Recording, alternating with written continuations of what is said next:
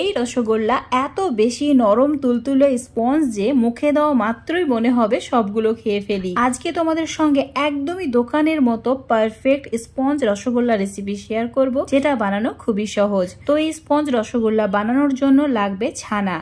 এখানে 1.5 লিটার দুধের ছানা কাটিয়ে নিয়েছি, আর এই ছানা সুতির রুমালের মধ্যে নিয়ে 1 ঘন্টার জন্য ঝুরিয়ে রেখে দিয়েছিলাম। ছানা কিন্তু একদমই শুকিয়ে ফেললে হবে না, ছানার মধ্যে যাতে অল্প একটু জল থাকে সেই হিসাবে ছানাটাকে ঝুলিয়ে রাখতে হবে। এখন এই ছানাটাকে একটা ছড়ানো থালার মধ্যে নিয়ে নিতে হবে, তারপর হাত দিয়ে এইভাবে ডলে নিতে হবে 1 মিনিট। 1 মিনিটের বেশি কিন্তু ডলা যাবে না। ঠিক এরকম নরম হয়ে গেলেই অ্যাড করে দিতে হবে 1 চামচ ময়দা, 1 চামচ অ্যারারুট পাউডার। এখানে কিন্তু অ্যারারুট পাউডারই দেবে, কর্নফ্লাওয়ার দেবে না। আর দিতে হবে 2 চামচ গুঁড়ো দুধ, অল্প একটু এলাচের বীজ গুঁড়ো, সামান্য ফ্লেভারের জন্য অ্যাড করেছি। তোমরা চাইলে না দিতেও পারো, কিন্তু শিরার মধ্যে এলাচটা দিতে হবে। আর দিয়েছি 1 চামচ চিনি। এখন সমস্ত শুকনো উপকরণগুলো হাত দিয়ে ঠিক এইভাবে মেখে নিয়ে একটা ডোয়ের মতো করে বানিয়ে নিতে হবে। একদম এরকম নরম একটা ডো বানিয়ে নিতে হবে। তারপর ছোট ছোট সাইজের লেচি কেটে নিতে হবে। মিষ্টিটা যতটুকু বানাতে চাও তার চেয়ে ছোট করে রেডি করবে, কারণ এটা ফুলে অনেকটাই বড় হয়ে যায়। তো এরকম ছোট ছোট লেচি বানিয়ে নিয়েছি। এখন ঠিক এরকম করে গোল করে নিয়েছি, আর অবশ্যই এর মধ্যে যাতে কোনো ফাটল না থাকে এটা চেক করে নিতে হবে। এবার চুলোর উপর একটা কড়াই নিতে হবে। চুলোর ফ্লেমটা মিডিয়াম টু হাই রেখে দিয়ে দিলাম 1 কাপ চিনি, 200 গ্রাম চিনি আছে। এখন এর মধ্যে ওই কাপের মাপ করে 2.5 কাপ জল অ্যাড করে দিতে হবে, আর ওয়েট করতে হবে চিনিটা গলা পর্যন্ত।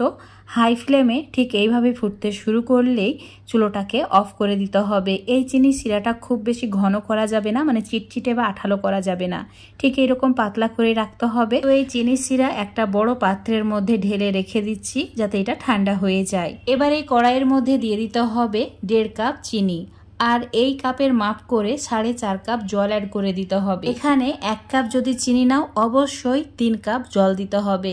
এই হিসাব করে চিনি শিরাটা রেডি করতে হবে।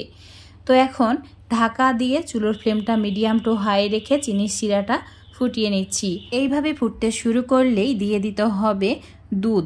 তো এখানে 1 চামচ গুঁড়ো দুধকে জল দিয়ে গুলিয়ে তারপর অ্যাড করেছি।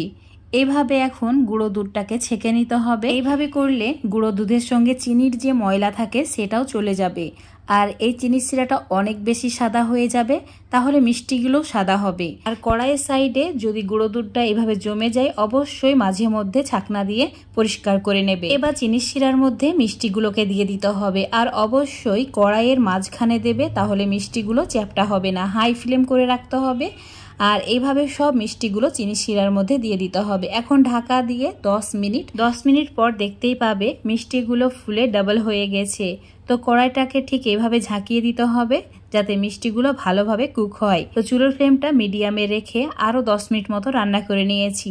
দেখতেই পাচ্ছ কালারটা কত সুন্দর চলে এসেছে, আর সব মিষ্টিগুলো ফুলে ডাবল হয়ে গেছে। এখন 2 কাপ মতো গরম জল এর মধ্যে অ্যাড করে চুলোটাকে অফ করে দিতে হবে যাতে এটা ঠান্ডা হয়ে যায়।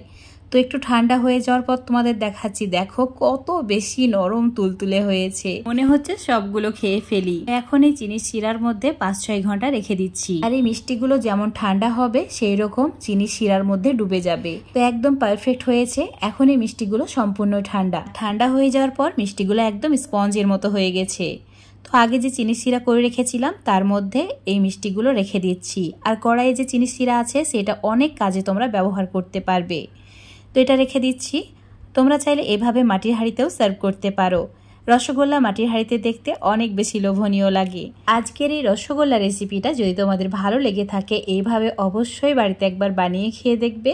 এটা বানানো সত্যিই বন্ধুরা খুবই সহজ। আমার রেসিপি ফলো করে একবার যদি বানাও, যে খাবে সেই প্রশংসা করবে আর বলবে কি যে দোকান থেকে আনিয়েছো, এতটাই টেস্টি খেতে। আজকের এই রসগোল্লা রেসিপিটা যদি তোমাদের ভালো লেগে থাকে অবশ্যই লাইক শেয়ার কমেন্ট করে দেবে। ফেসবুক পেজ থেকে রেসিপিটা দেখলে পেজটাকে ফলো করে নেবে, ইউটিউব থেকে দেখলে চ্যানেলটাকে সাবস্ক্রাইব করে রাখবে। দেখতে পাচ্ছ ভেতরটা একদম জালি হয়েছে, তো বন্ধুরা অবশ্যই ট্রাই করবে।